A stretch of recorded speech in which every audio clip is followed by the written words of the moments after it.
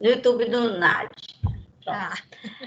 Aline, como eu falei, é um prazer, é muito bom ter você aqui com a nossa equipe. Recentemente, Vini esteve aqui também, ficou um encanto aqui também. E a gente convidou Rosita também, ou seja, 3 pessoas que a gente gosta muito, que não estão mais com a gente, mas a gente está convidando. E assim, o pessoal fica muito satisfeito de ter vocês participando aqui desses eventos, tá bom? Vou formalizar só para todo mundo, não sei se tem gente nova hoje aqui assistindo, mas a proposta do NAD é trazer profissionais que possam falar sobre as práticas. A ideia é desenvolver, como você sabe, esse horário meio empreendedor dos alunos também, para que a gente possa buscar outras informações. Nesse momento, a gente escolheu uma temática específica, algumas temáticas que pudessem relacionar a prática do ser psicólogo com o que a gente está vivendo, a gente associar essas duas coisas. A proposta do NAD é trazer a experiência da prática de vocês para que possa contribuir na nossa formação. E aí vai depender de várias possibilidades que a gente considera que é útil para a gente naquele momento, tá? Sim. Então, nesse momento agora, a gente está procurando pessoas que já tenham uma experiência que possa trazer essa contribuição da atividade prática. Como vocês sabem, a gente faz várias viagens em vários mundos para que os meninos possam ter esse olhar e desenvolver também a própria história, o caminho que eles querem seguir, a carreira que eles pretendem alcançar na própria trajetória de ser psicólogo, né? É legal porque assim a gente faz vários recortes da vida, né, Valinha? Eu tenho visto você ver vários recortes da sua própria história. Isso é legal também, né? Então, assim, a proposta do Nádia é essa, a gente poder pensar que a gente pode fazer uma nova história, que a gente pode reconstruir a nossa história. E é legal ver você fazendo isso, e acho que é uma boa experiência para que as pessoas possam ver também. Mas, assim, nesse momento, eu só faço a abertura, fechamento no finalzinho. Não é uma atividade minha, a ideia é que desenvolva essas competências nos nossos alunos, tá? Eu formalmente abro esse evento hoje, com presencial, eu nem abro eventos das meninas todas, porque como tem uma plataforma, ela é acadêmica, eu preciso só formalizar esse momento para que as meninas possam entrar a partir de então, tá bom? E aí a Rebeca agora vai fazer a apresentação, vai falar formalmente da sua palestra, e aí depois vai ter uma outra pessoa, que é Lud, vai ser a mediadora das perguntas, e eu fico aqui só assistindo como todo mundo. Pronto, Rebeca. Oi, boa noite. Tudo bem, Aline? Tudo bem, Rebeca. Bom, primeiramente eu queria te desejar as boas-vindas e agradecer pelo seu convite, por ter aceitado estar aqui dando essa palestra com a gente. A professora me apresentou, meu nome é Rebeca. Viu? Os ajustes da vida online. Desculpa.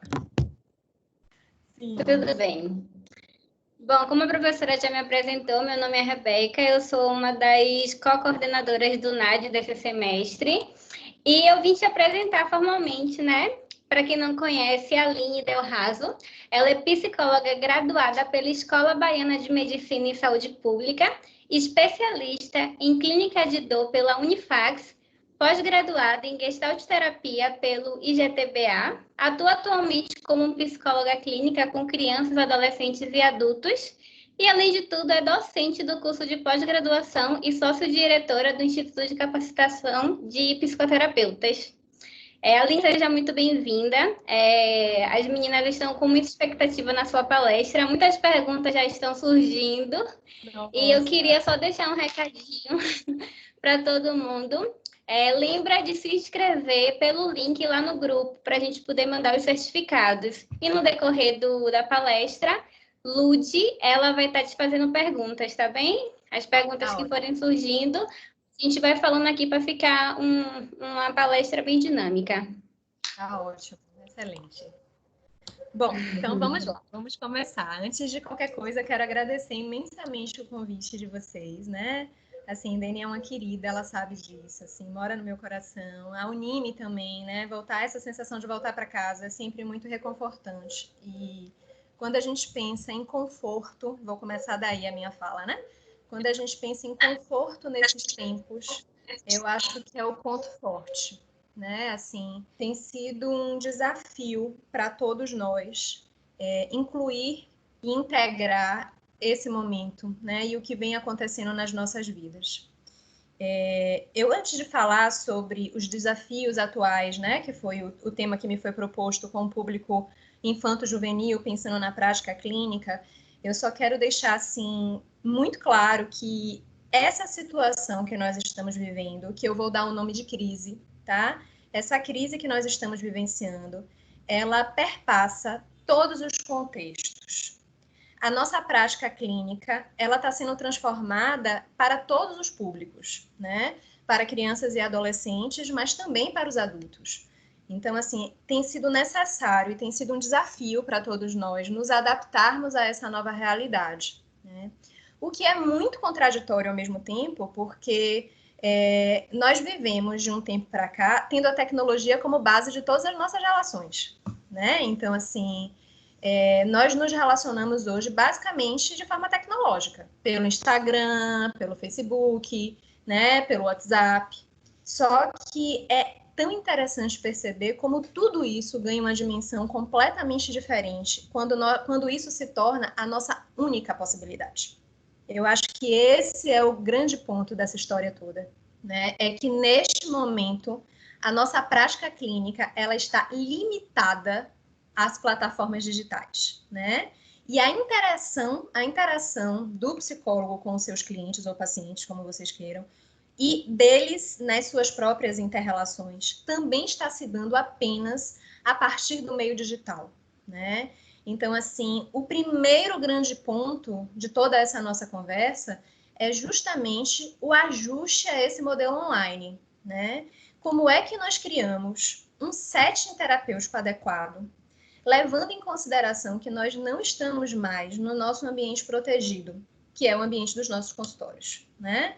Então, assim, e como é que a gente faz esse ajuste quando o que nós precisamos atender, quando o público que está envolvido nisso são as crianças e os adolescentes. Para os adolescentes, eu vou logo fazer esse recorte, para os adolescentes, eu posso dizer que é menos desafiador, porque eu acho que a forma de se relacionar dentro do setting terapêutico, ela é muito semelhante, né, com a forma com o adulto, então o verbal, ele consegue ser estruturante na condução da sessão. Acontece que quando a gente percebe essa lógica no atendimento a crianças, aí isso tudo ganha uma conotação completamente diferente, tá? Bom, fiquem à vontade, tá? Para ir perguntando à medida que... Não sei como é que é, Dani, mas assim, pode interromper a todo tempo, tá? Para mim é muito tranquilo, certo? Elas, assim que surgem as perguntas, elas vão vendo o momento, elas vão perguntando, elas vão apresentando aqui. Acho que a Ludmila já vai aproveitar. Oi, eu sou Ludmila. Oi, Aline. Eu sou Ludmila, vou começar pelas perguntas. E eu vou aproveitar que você falou de adolescência e vou perguntar uma pergunta que um participante fez. Que é o que fazer quando tem 3 gerações juntas e que o mais velho não entende o adolescente e quer que a pessoa, no caso, tenha o mesmo comportamento que ele. Olha, engraçado isso, porque quando eu estava conversando com a Rosângela, eu ainda perguntei para ela, deixa eu te perguntar uma coisa. A gente vai dar um enfoque para os desafios dentro da prática clínica ou para os desafios dentro das relações, né? Porque, assim, é interessante porque as duas coisas geram, né, uma série de tumultos e de curiosidades, mas, assim, me parece que o que acontece dentro de casa tem sido o que tem ganho um destaque maior nesse momento.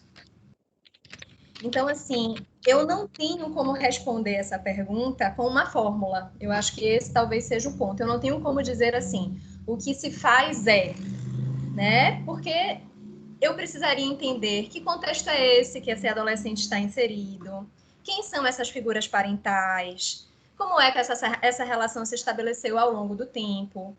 Essas pessoas, essas figuras parentais, elas têm essa rigidez, mas será que há ou não alguma possibilidade de abertura de diálogo?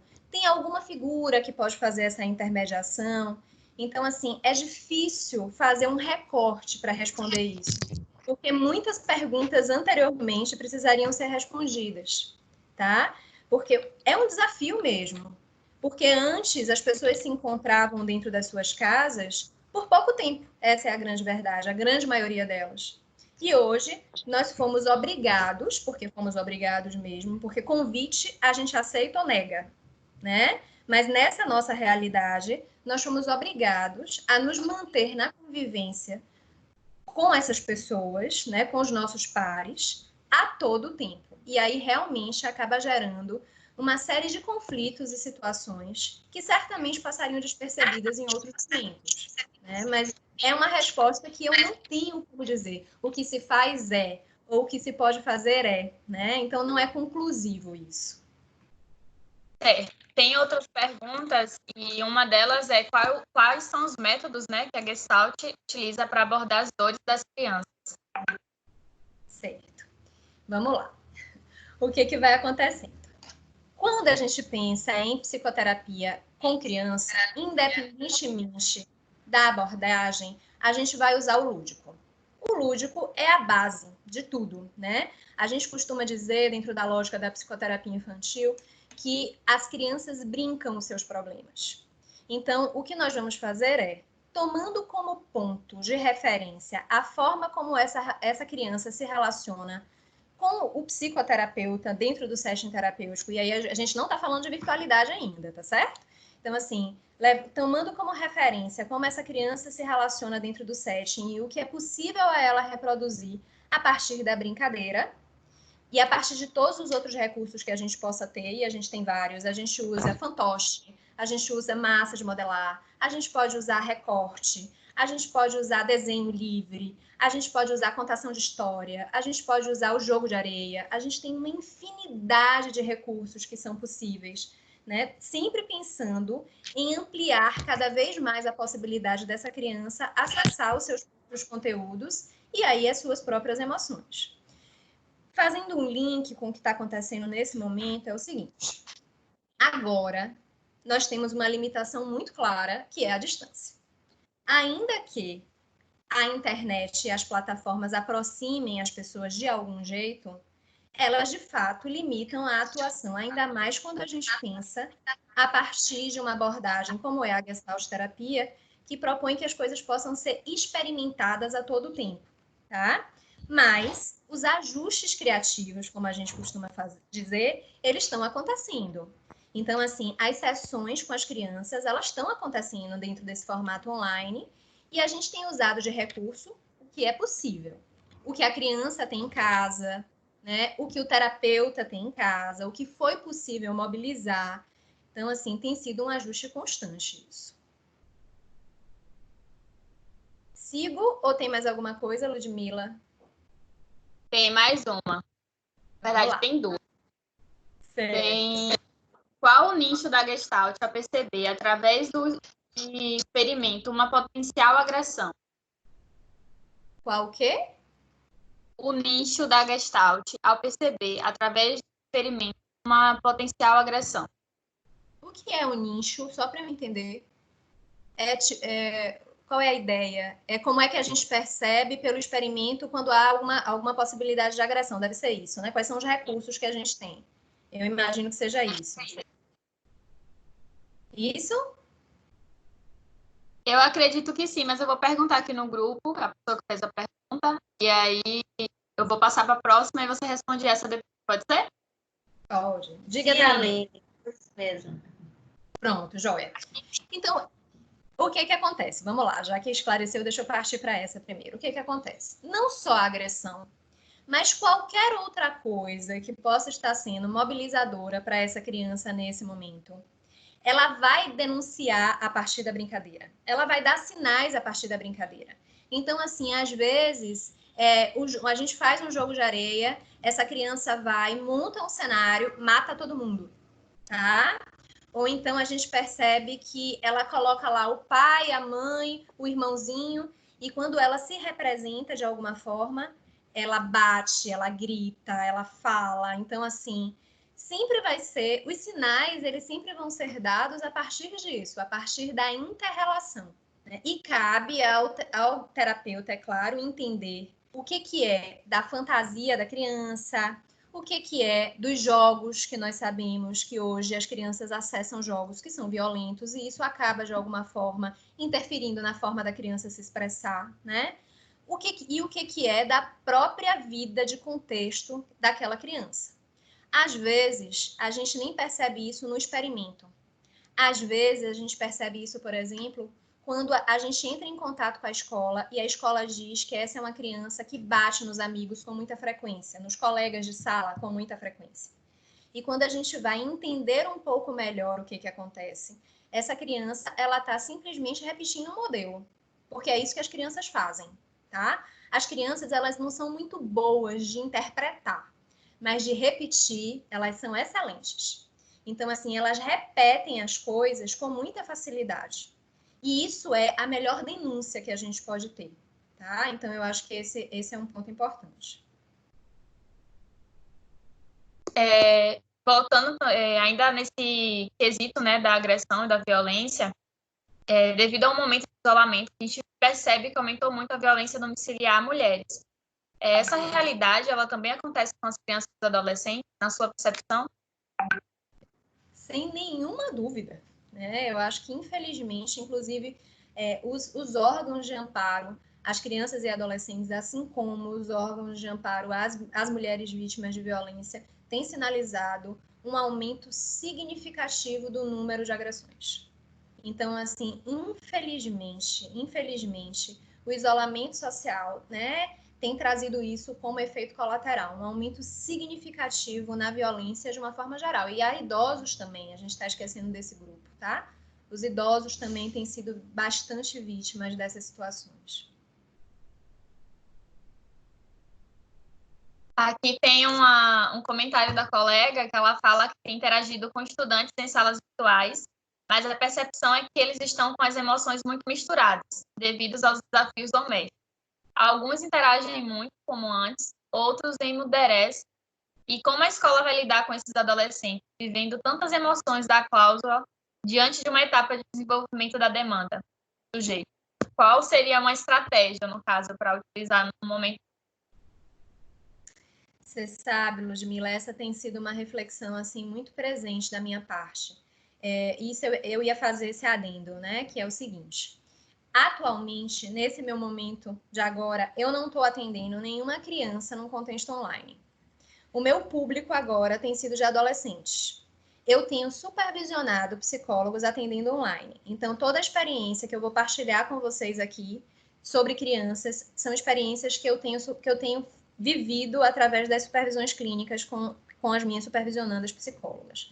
Mas, dentro do contexto da adolescência, eu tenho vivenciado isso de uma forma constante. É o meu maior público, né? São adolescentes e crianças um pouco menor, adolescentes e adultos jovens é o meu maior público. E você está trazendo isso, e uma coisa que eu tenho percebido é que, assim, uma palavrinha que eu tenho escutado com frequência e que tem me deixado, assim, de cabelos em pé, é desesperança. Os meus adolescentes, e eu falo assim mesmo porque eu tenho uma coisa de vinculação muito grande com eles, eles têm trazido para mim, de uma forma muito doída, tudo isso que está acontecendo. E a desesperança tem sido um tema constante nas sessões, né? Então, assim, isso é algo que tem me preocupado. E eu estou trazendo isso porque me parece que essa desesperança, ela também está, de alguma forma, atrelada à sensação que eles estão vivenciando de que eles estão sendo pouco vistos nesse processo todo. Porque, assim, de uma forma geral, a adolescência já é uma fase difícil da vida, né?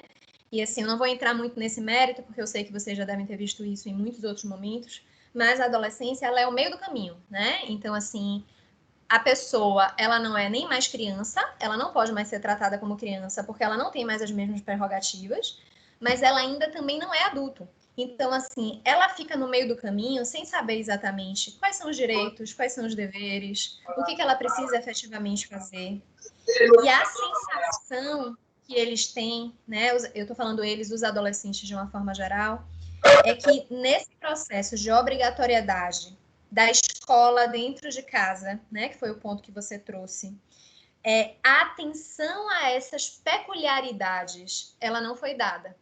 Ninguém quer saber, né?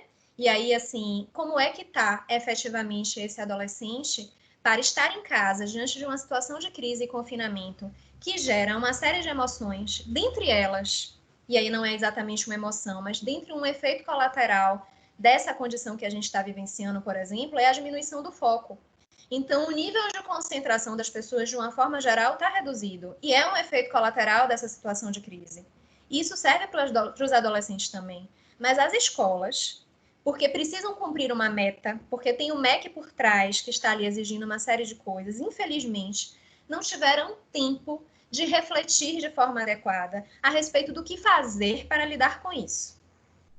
Então, assim, talvez, é lógico que eu não tenho como estabelecer exatamente qual seria a estratégia, mas, por exemplo, querer que os adolescentes, e isso de uma forma geral, nem vou falar os adolescentes, mas que os estudantes possam ter em casa a mesma rotina que eles tinham na escola, é absurdo, porque não é possível, tá? Isso não é viável.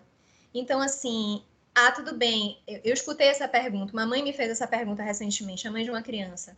Então, se as aulas são de manhã, você sugere que é o meu filho faça as atividades de tarde como se a vida estivesse normal? Sugiro. Mas eu também sugiro que, se não for possível, haja uma flexibilidade. Então, assim, me parece que o que é importante nesse momento é justamente exercitar a flexibilidade e a compreensão, porque nós estamos dentro de um cenário completamente atípico. E isso precisa ser levado em consideração por todas as instituições, inclusive pelas escolas, né? Então, assim, é importante ter um espaço de acolhimento das emoções, dos sentimentos, das dificuldades. Se eu pudesse sugerir uma estratégia, seria essa, né? Criar um espaço dentro dessa lógica de manutenção das atividades acadêmicas, um espaço de acolhimento, né? E a partir daí ver o que surge, inclusive porque esses adolescentes estão adoecendo psiquicamente. Então, eu estou vendo aumentar o número de transtornos de ansiedade, eu estou vendo aumentar o número de transtornos depressivos, em função, como efeito colateral de toda essa condição. Então, são coisas que a gente precisa realmente estar atentos e precisamos nos preocupar muito com isso. Mais alguma coisa, Ludmila, ou eu sigo? Tem sim. Vamos lá. Tem uma colega que está perguntando como a criança pode se defender de um coleguinha agressivo da melhor forma. E quais seriam as técnicas eficazes para ensinar a criança a não interromper as suas conversas sem ser agressiva com ela. Oh, meu Deus, certo. Gente, a gente está indo por um caminho completamente diferente, né? Mas assim, vamos lá, tudo bem, não tem problema nenhum, vamos nos ajustar.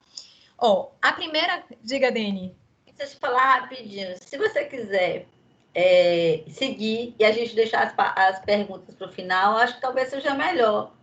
Você não acha, não? Pode ser. O que você acha? Acho que é melhor. Pode ser. Eu só vou responder. Você responde essa e qualquer coisa a gente faz assim, a gente deixa você levar e quando for tipo 10 para 6h30, 6h20, a gente para você responder. Porque aí você não perde seu fio de pensamento aí. Tá bom. Mas assim, eu acho muito legal isso, porque para mim o mais bacana desses encontros é justamente essa troca, né? Eu adoro responder pergunta quando eu sei, né? Quando eu sei responder, eu adoro responder. Então, assim, eu acho que é importante mesmo que a gente tenha esse espaço de troca, né? Esse espaço de compartilhar mesmo. Mas vamos lá. A primeira coisa importante é a gente entender que as crianças têm total condição de se defender. Eu me lembrei de uma situação que eu vivenciei há pouco tempo com a mãe, que foi assim. Essa mãe, ela chegou muito agoniada no consultório, muito agoniada mesmo, porque a filha dela, em uma semana, ela foi mordida 13 vezes. E aí, assim, a mãe estava desesperada, porque todo dia era uma quantidade de mordida diferente. Essa menina, ela tem quase 3 anos.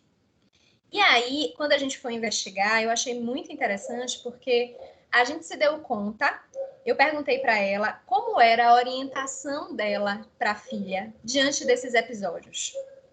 E aí foi muito interessante, porque a gente começou a perceber que a preocupação dela de não tornar a filha agressiva era tão grande que ela não instrumentalizava a menina a se defender. Porque se defender não necessariamente perpassa por agredir. Então, se defender é não faça isso comigo. Se defender é botar, empurrar quando é necessário, né? Se defender é, às vezes, é dizer, se você me morder, eu vou te morder de volta. Então, assim, é ajudar a criança dentro do repertório que ela tem a, de fato, criar uma distância de segurança entre ela e o outro. E isso é possível. E é lógico que a gente vai fazer esse ajuste a depender da faixa etária da criança e do que ela tenha como recurso. Né? Às vezes eu vou contar para minha mãe que você está fazendo isso, eu vou contar para a professora, né? Então, assim, é realmente a distância com o corpo, às vezes é muito boa, tá? Porque às vezes a criança, em especial nessa faixa etária menor, ela não entende muito de elaboração, né? Coisas que são elaboradas enormemente. Então, às vezes é necessário uma ação mais concreta para que essa criança entenda os limites. Então, é realmente ensinar a criança, dentro do repertório que ela tem, a se defender. E ver o que essa criança tem. É não me morda, é empurrar o coleguinha, é tirar a mão, né? Enfim, ver o que tem de estratégia e a partir daí seguir. Eu acho que esse é um ponto importante. E qual foi a outra pergunta? Me perdi, Ludmila. Quais eram as técnicas, né, para falar com a criança no momento que ela interrompe sem ser agressiva? Tá. Uhum.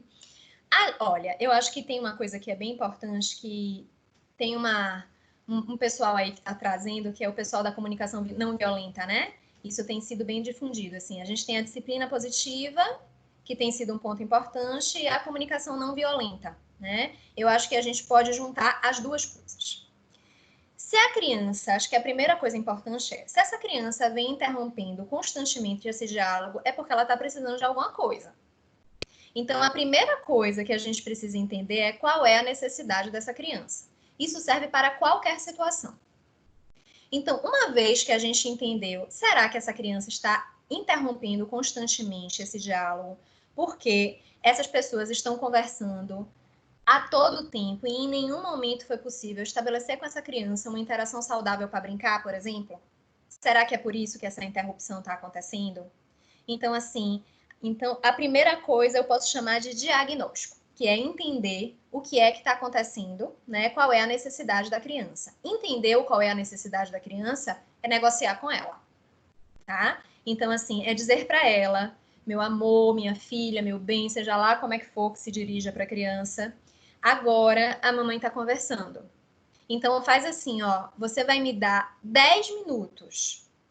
Você vê qual é o tempo que você precisa, para que a gente... E aí eu vou lá e a gente vai brincar do que você quiser. Você precisa terminar uma reunião, então diz isso para a criança. Você precisa terminar uma conversa, diz isso para a criança. A mamãe ou o papai precisa terminar uma conversa agora.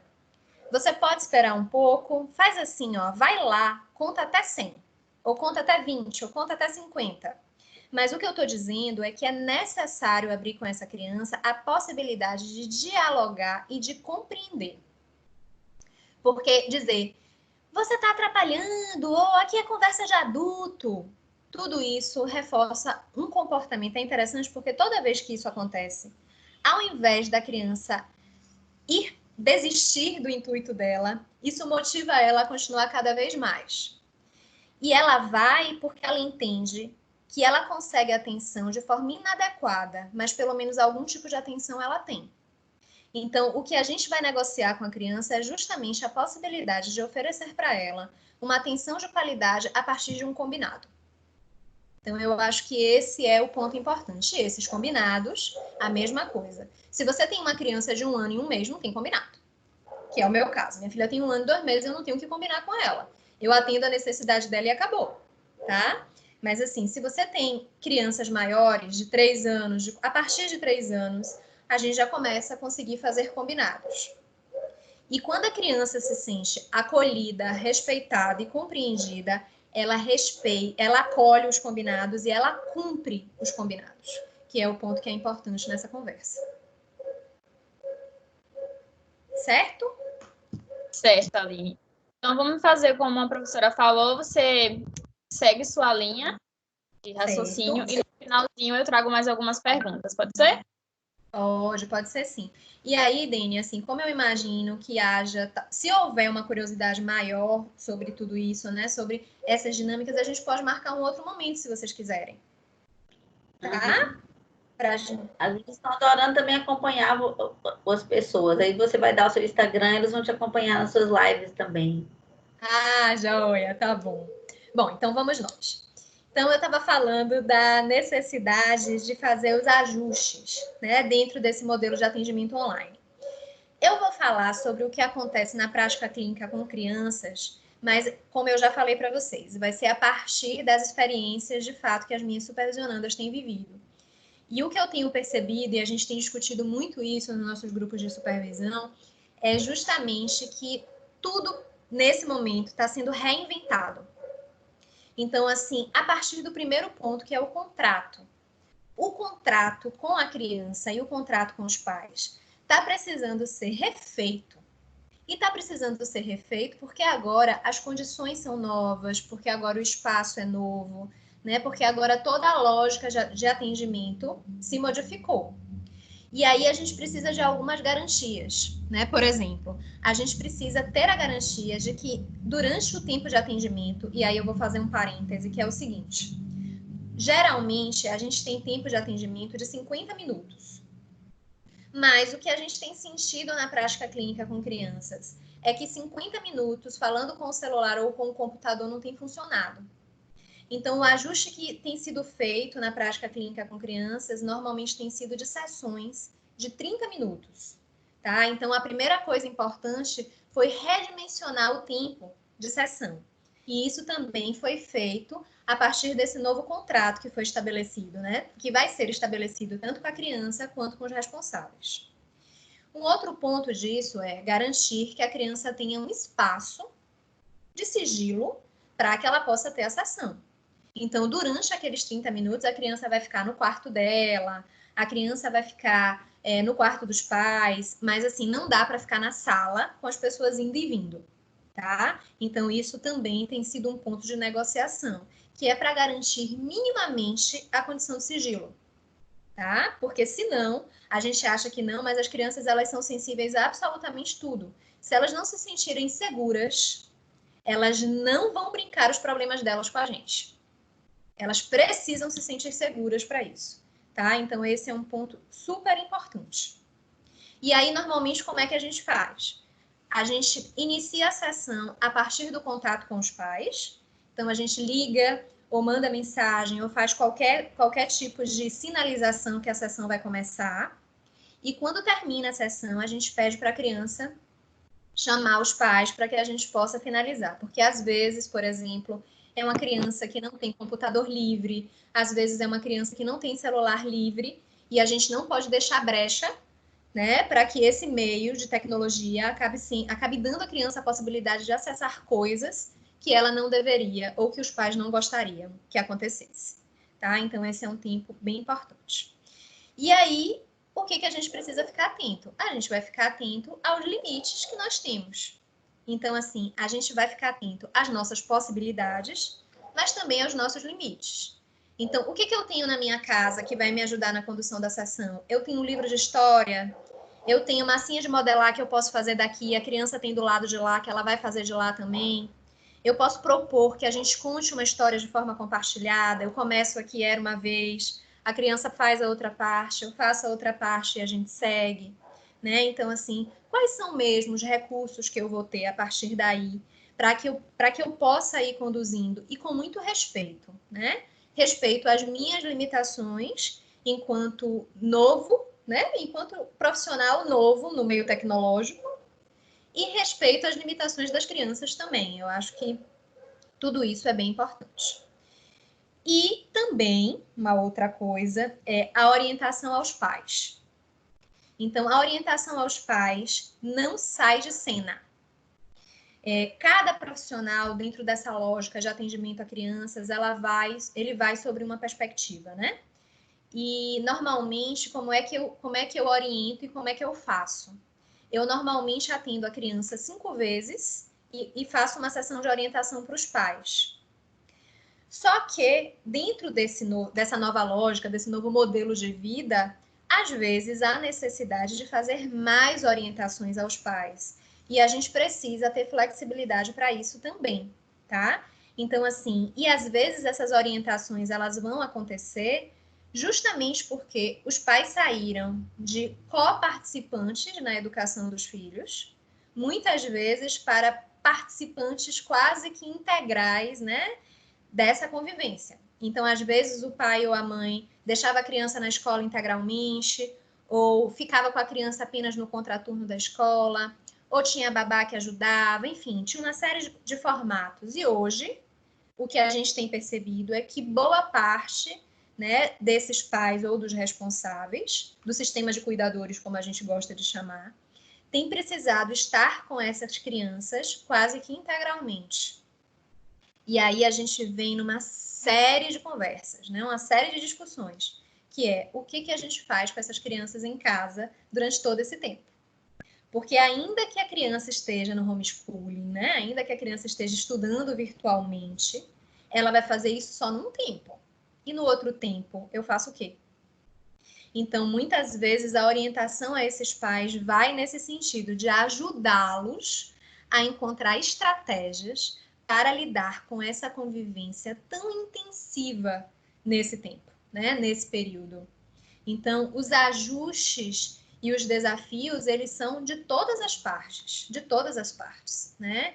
Então, assim, as crianças estão sendo desafiadas, né, a estar mais tempo em casa com esses pais e a achar novas formas de brincar e achar novas formas de se entreter e a de lidar também com seu próprio tédio, porque esse tem sido um exercício de lidar com o próprio tédio. O que eu faço agora que eu não tenho nada para fazer?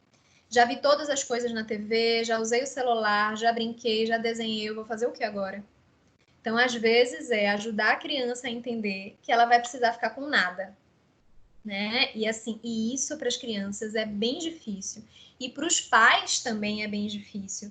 Porque nessa hora, o mãe, pai, não para.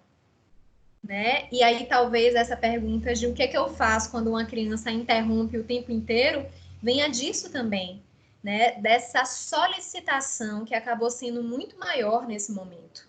Então eu acho que tudo isso é importante. Tem perguntas sobre criança, eu sigo para falar de adolescente, como é que a gente faz?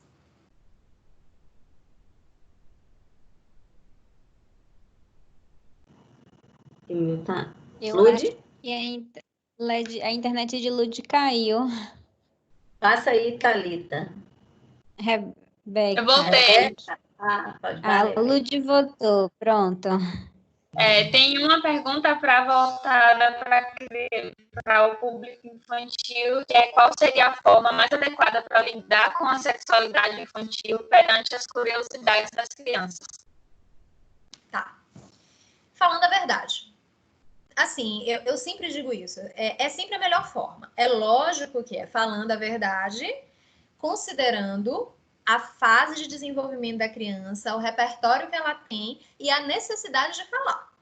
Porque às vezes eu vou dar para a criança uma informação que é completamente desnecessária para ela naquele momento. Mas se a criança tem uma curiosidade, a melhor coisa que nós podemos fazer dentro dessa lógica do sistema de cuidadores é realmente responder. Então, assim, quando a criança levanta o short, né, ou a menininha e diz o que é isso, dê o nome que você quiser. Tem quem fale que é importante dizer, por exemplo, é a vagina ou é o pênis, né? Mas o importante é dizer para a criança, mais importante do que falar sobre isso, é falar sobre os limites, por exemplo, né? Então, fazer com que a criança entenda que ali é uma parte íntima, né, que ali é um lugar que não pode ser tocado por outras pessoas, mas toda essa lógica, ela vai sendo construída dentro de cada faixa etária, né? Então, assim, as crianças de 2 anos, por exemplo, elas já apontam e tem mãe, por exemplo, que chama a vagina de pepeca. Então, ela aponta e diz pepeca, é pepeca, né? Então, é isso mesmo. E a gente vai respondendo a criança à medida que as perguntas vão surgindo. Tá difícil de responder? Procura livro. Gente, tem livro para tudo. Tem livro de história para absolutamente tudo. Então, assim, tem livros de história para ajudar a criança no desfraude, tem bonequinho para ajudar a criança no desfraude, bonequinho como recurso terapêutico para ajudar a criança no desfraude, e tem, assim, para absolutamente tudo, inclusive para falar sobre sexualidade. Mas a premissa maior é fale a verdade, levando em consideração a fase de desenvolvimento e o repertório que a criança tem naquele momento. Certo? Vamos para os adolescentes, certo, então? Tem, inclusive, uma pergunta sobre adolescentes aqui. Você quer começar com ela ou quer seguir sua linha? Eu vou falando e aí, então, daqui a pouco você traz, tá bom, Ludmila? A gente vê se surgem outras. Pronto. Jóia. Então, vamos lá. Como eu comecei dizendo para vocês que existe, né, por parte dos adolescentes, uma familiaridade melhor. As crianças também hoje, na verdade, já têm essa familiaridade com a tecnologia. E aí eu vou trazer minha filha, porque assim, ela tem sido eu atendo crianças e adolescentes há um tempo, mas ela é a melhor escola que eu tenho na vida. Minha filha tem 1 ano e 2 meses, ela pega o celular quando ela acha, né? Porque assim, ó, vou até falar sobre isso. Existe uma linha, antes de entrar na adolescência, né? Existe uma linha que defende o não uso de telas, né, por crianças até os 2 anos de idade. Inclusive levando em consideração uma série de estudos a respeito do desenvolvimento cognitivo dessas crianças. E assim, existem muitos estudos que falam sobre isso e alguns pais que aderiram a essa prática, inclusive, tá? Mas o que acontece? O que acontece é que, diante desse cenário novo que a gente está vivendo, uma série de construções que foram feitas diante das condições normais de temperatura e pressão, eu costumo falar, né? Diante da CNTP, caíram por terra, né? Então, assim, hoje, por exemplo, o que os especialistas dizem é, diante de situações como essa, de crise, você pode oferecer para as crianças tela 50% do tempo maior, ou seja, 2 vezes mais do que ela tinha antes, tá? Então, assim, a minha filha tinha 0 de tela, hoje ela tem 30 minutos de tela por dia, que ela usa assistindo Galinha Pintadinha e Mudubita. E aí, o que acontece? Ela pega o bichinho e ela faz assim, ó. Ela passa o dedo no celular. Ela faz assim para desbloquear a tela. Ela tem 1 ano e 2 meses. Tá? Então, assim, ela não é um prodígio, não. Ela repete. Porque ela vê todo mundo fazendo, ela vai lá e faz igual. Tá certo? E aí, o que acontece? Só que isso acaba gerando para essa geração, de fato, uma intimidade maior com a tecnologia. Que nesse momento nosso, diante dessa configuração da gente, acaba sendo um ponto favorável para esse ajuste que a gente tem que fazer, tá? Então, o que foi que eu percebi na minha prática com os adolescentes dentro dessa lógica de atendimento online?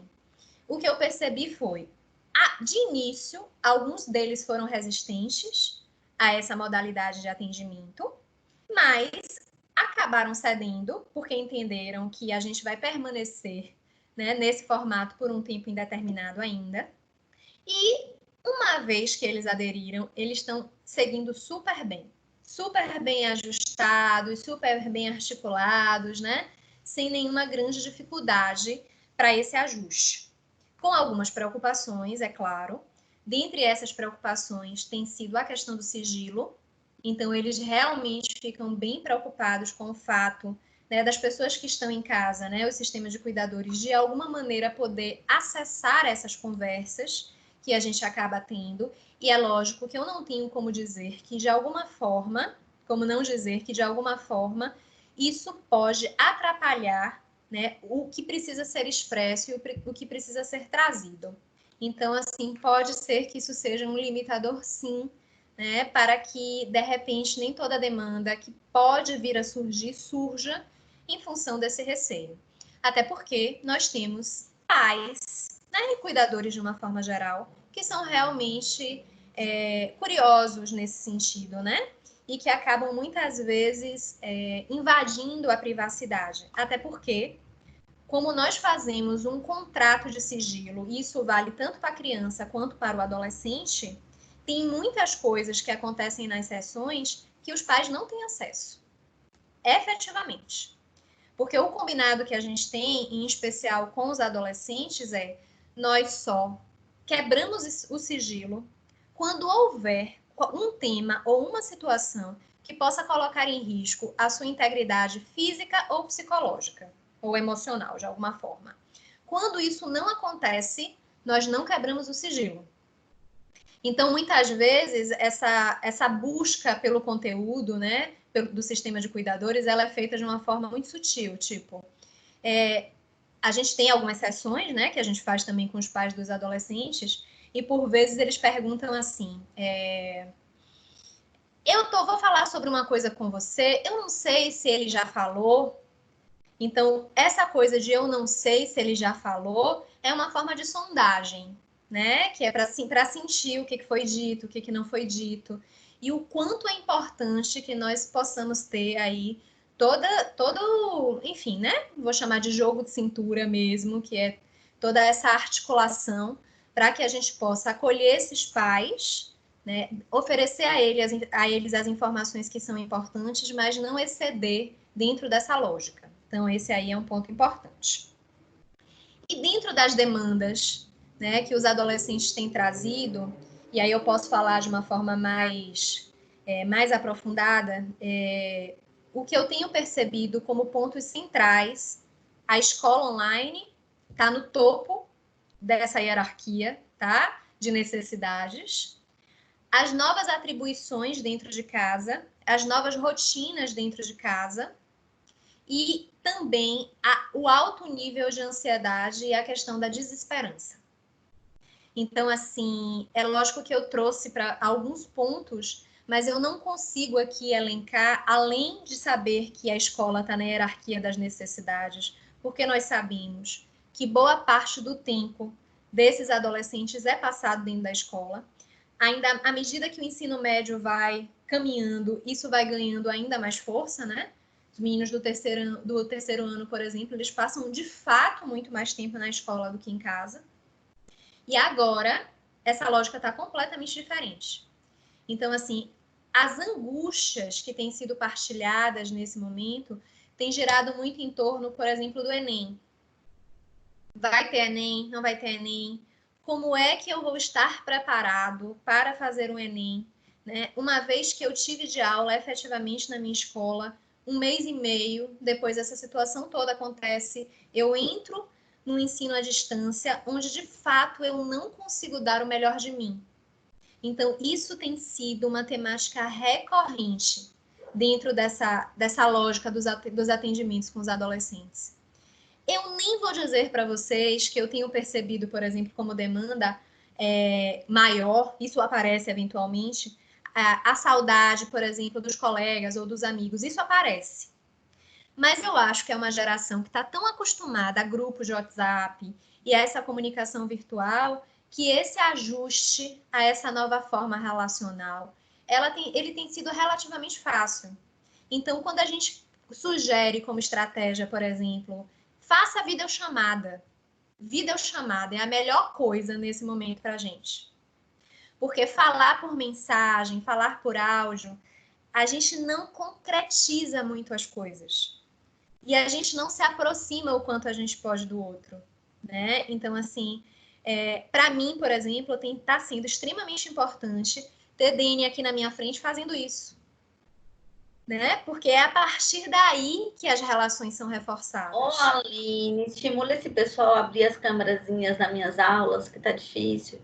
Eles não sabem como estão me adoecendo.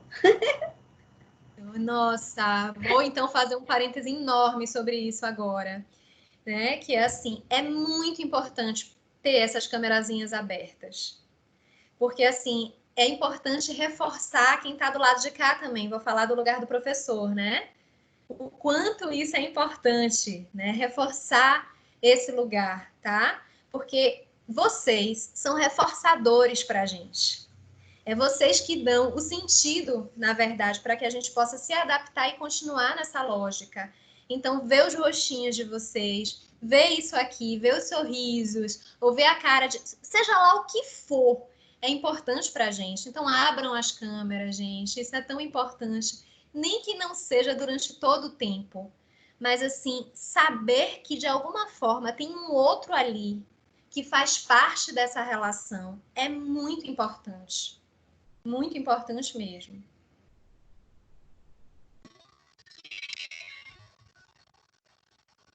Agora eu não vou conseguir abrir a minha porque eu entrei pelo computador. Mas eu tenho uma pergunta. Posso fazer agora? Hoje. A gente tem mais uns 15 minutinhos aí. 10 minutos. É que ela tem que terminar 18h30. Ah, então é 10. Como devemos nos relacionar como avô com a criança que já que a mãe não aceita as opiniões? Como devemos nos relacionar com o avô quando a mãe não aceita as opiniões? Como avô, no caso. O que acontece, assim, só para eu não entendi a pergunta. O avô não aceita as opiniões, é isso? Ou é a mãe que não aceita? A mãe, no caso, que não aceita as opiniões do avô. Ele pergunta como deve se relacionar com a... Eu vou repetir só para eu ter certeza da pergunta, tá bom, Ludmila? Como se relacionar com a mãe quando ela não aceita as opiniões do avô, é isso? É isso, Dani? Isso. É isso, pronto. Tá. Nós poderíamos abrir aqui uma roda de conversa só para a gente falar sobre o que dentro da perinatalidade hoje se chama de avosidade, tá? Então, a avosidade é a vivência dos avós dentro desse contexto relacional com a criança. E isso é muito delicado, porque para algumas pessoas, né, os avós, eles são uma das redes de suporte mais importantes no cuidado com as crianças. E, de fato, a gente precisa entender e integrar que, de algum jeito, eles têm um know-how de experiência que os pais, né, das crianças, os seus filhos, ainda não têm. Então, assim, esse é um ponto importante. Por outro lado, o que a gente precisa entender também é que existem coisas na vida que são necessárias à experiência para que a gente possa aprender. Então, por muitas vezes, né, talvez a palavra de ordem aí seja equilíbrio. Então, assim, é tentar achar esse equilíbrio, que é nem tudo o que os avós trarão como contribuição, de fato, fará sentido para esses pais, tá? E não vai fazer sentido porque nós estamos numa outra geração, numa outra forma de educar, numa outra forma, né, de dialogar. Então, nem tudo vai fazer. Mas eu acho que o ponto importante aí é justamente como eu acolho isso que é trazido, tá? Então, assim, às vezes o avô diz assim, vou trazer um exemplo bem bobo só para ilustrar. O que tem dar açúcar para a criança? Qual o problema de dar um suco com açúcar para a criança? E aquela mãe entende que ela não quer oferecer açúcar para a criança, tá? Então, assim, o que se faz dentro dessa lógica é, eu entendo que na forma como você me educou, a forma como você educou seus filhos, não tinha problema. Mas na forma como eu escolho hoje educar os meus, tem. Então, assim, o que a gente pode fazer para ter o equilíbrio? Não dá para adoçar o suco com açúcar, mas dá, de repente, para a gente dar o suco de uma frutinha que já seja mais doce, que já tem o açúcar aí. Ou dizer assim, olha, espera um pouco, quando ela fizer 2 anos, você oferece o açúcar. Mas o que acaba acontecendo é que quando essas opiniões elas são divergentes, a casa vira um ringue mesmo, tá? E aí o que acontece? É medição de força. Então, de um lado, você tem, às vezes, os avós que se acham detentores do saber pela experiência, e são mesmo, mas são detentores do seu saber diante da sua forma de olhar e diante da sua forma de fazer as coisas, né?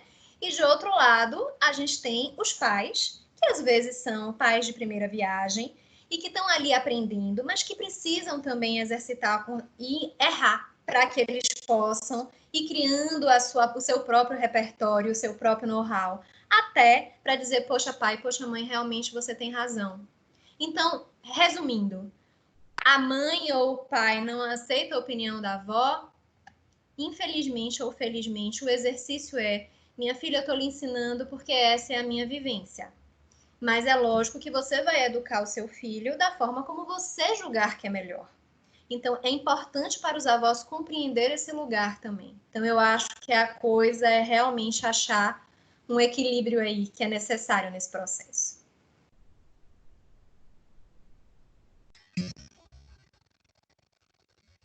Temos mais perguntas, Ludmila? Tem. Você está me ouvindo? Sim, sim. Tô assim, outra pessoa pode fazer a pergunta, Lud, eu acho que não perdeu a... Vocês conseguem me ouvir? Eu estou aqui. Ah, sim. Sim, Lud, pode falar. Então, a colega lá atrás que convive com uma criança que está passando aí da fase da infância para a adolescência e que essa criança é muito tímida e a ponto de não gostar da interação com pessoas, só com a internet, jogos e outras coisas. E aí ela pergunta a que ponto ela deve se preocupar com esse comportamento. Até que ponto isso é preocupante, é isso? Isso. Olha, eu acho que antes até de responder a partir de que momento a gente precisa se preocupar, e aí eu volto para aquela questão do diagnóstico. A primeira coisa que a gente precisa entender é o que é que aconteceu com essa criança que fez com que essa pessoa desenvolvesse essa forma de se relacionar ou de não se relacionar. Esse é o ponto mais importante. Porque, assim, a timidez, e não vou entrar nesse mérito, né? Mas, assim, a timidez é um recurso. A timidez, na verdade, é um fator de proteção, né? Então, o que acontece dentro do contexto dessa criança, de vivência dessa criança, que acabou obrigando ela, de algum jeito, a desenvolver essa forma, esse recurso, tá? Para lidar com a vida. Mas, uma vez que a gente entende isso, o nosso ponto de preocupação é: se aquela criança chega o final de semana, por exemplo, aquela criança fica enfurnada no quarto, jogando videogame, tá? Não tem nenhum tipo de interação, a gente de fato precisa se preocupar. Esse é um ponto de preocupação, sem dúvida alguma. Eu não tenho como dizer que, de alguma forma, isso é saudável se a gente percebe, e essas duas palavrinhas são palavrinhas de ordem, que a frequência e a intensidade desse comportamento é muito grande. Porque uma coisa o sábado a criança fica mais tempo no YouTube, fica mais tempo no videogame, mas no domingo ela sai para brincar, ela se relaciona dentro da família, ela brinca com os primos, com os amigos. Mas se você percebe que é um comportamento de retraimento, que tem uma frequência e uma intensidade muito grande, você precisa se preocupar e precisa entender o que é que está acontecendo. E às vezes, esse entendimento precisa de uma ajuda profissional. Então, as duas palavrinhas de ordem sempre serão frequência e intensidade. Certo. Aline, a gente tem mais 2 minutos. Eu queria saber como é que você quer encerrar. Tá. Tem ainda pergunta, Ludmila? Tem? Só mais uma. Tem? Tá. Você quer trazer mais uma pergunta e aí eu encerro? Pode ser, se você puder. Vamos lá, então. Alguns adolescentes têm limites para falar e expressar sexualidade no trato cotidiano. Por exemplo, na sala de aula. Como encaminhar os tímidos à terapia? E quando a família acha desnecessário o processo e irrelevante para o desenvolvimento dele? Acha necessário e relevante? Necessário. Quando a família acha desnecessário. É desnecessário. Desnecessário ou necessário? Desnecessário. Certo. Olha, existem muitos sistemas de cuidadores. Existem aqueles que conseguem acolher o pedido de ajuda do adolescente com muita facilidade, ainda que eles não consigam perceber o que é que de fato motiva essa pessoa a procurar ajuda, tá? Então, assim, eu recebo adolescentes no meu consultório que sinalizaram para os pais que gostariam de fazer psicoterapia. E os pais chegam para mim e dizem assim: eu não sei qual é o motivo, mas se eles querem, se ele quer ou se ela quer, eu vou bancar e eu vou sim respeitar e acolher esse desejo. Então, a gente tem esse sistema. E a gente tem outras formas de se relacionar com isso, que muitas vezes perpassam por uma negação do que está acontecendo, por exemplo. Então, às vezes, o sofrimento daquele adolescente, ele é claro, né? Assim, os pais conseguem de alguma forma perceber, mas infelizmente a adolescência, ela ainda é vista e entendida como uma fase. Então, muitas vezes os pais dizem assim: vai passar. É uma fase, vai passar. É uma fase, vai passar.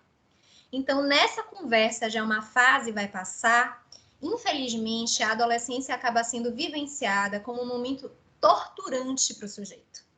Porque existem uma série de questões que mereciam atenção e que precisavam ser trabalhadas, mas que não ganharam espaço. Então, às vezes, a coisa do desnecessário vem por entender que é uma fase.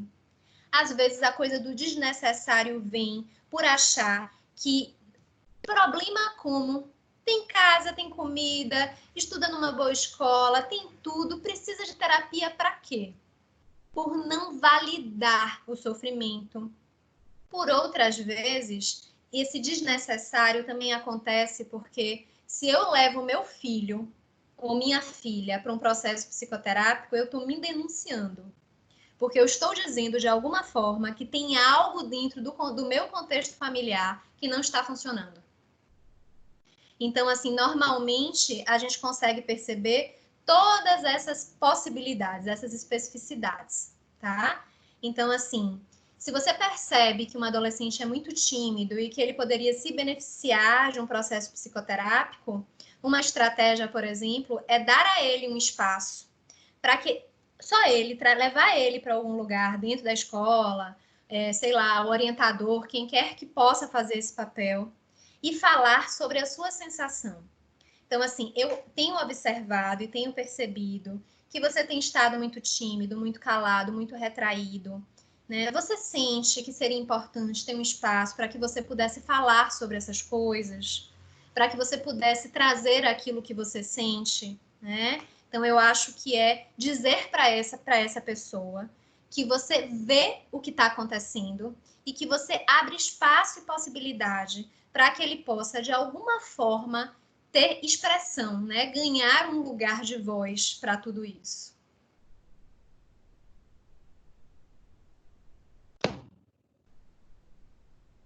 Bom, Aline, tá me ouvindo? Tô sim, Rebeca. Na verdade, eu já vou encerrar já. Queria te agradecer pela sua presença, né? A gente já está recebendo aqui os feedbacks, o pessoal gostou, agregou muito. Ai, caiu a internet. Estão dizendo que agregou muito, né? Tiraram muitas dúvidas, todo mundo elogiando.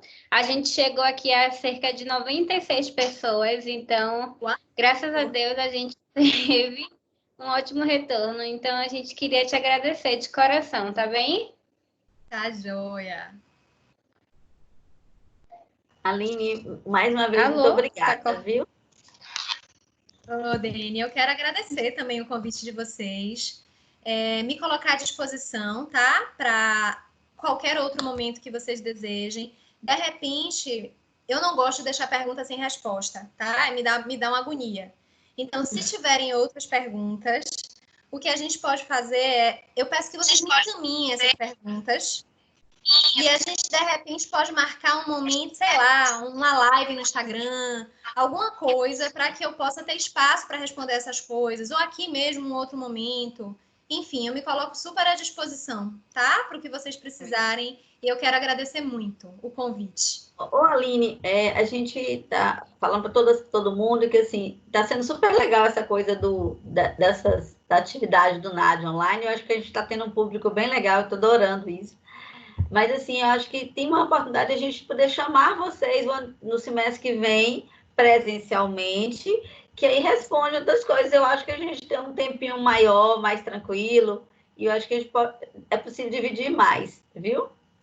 Agora, a escolha por você, a escolha por você foi sua história, não fui eu, não, viu? Eu só provei. Foi as pessoas que já tinham assistido você, já tinham visto você falando por aí, que chamaram, disse, não, eles que ficam escolhendo as pessoas, eu fico só aprovando.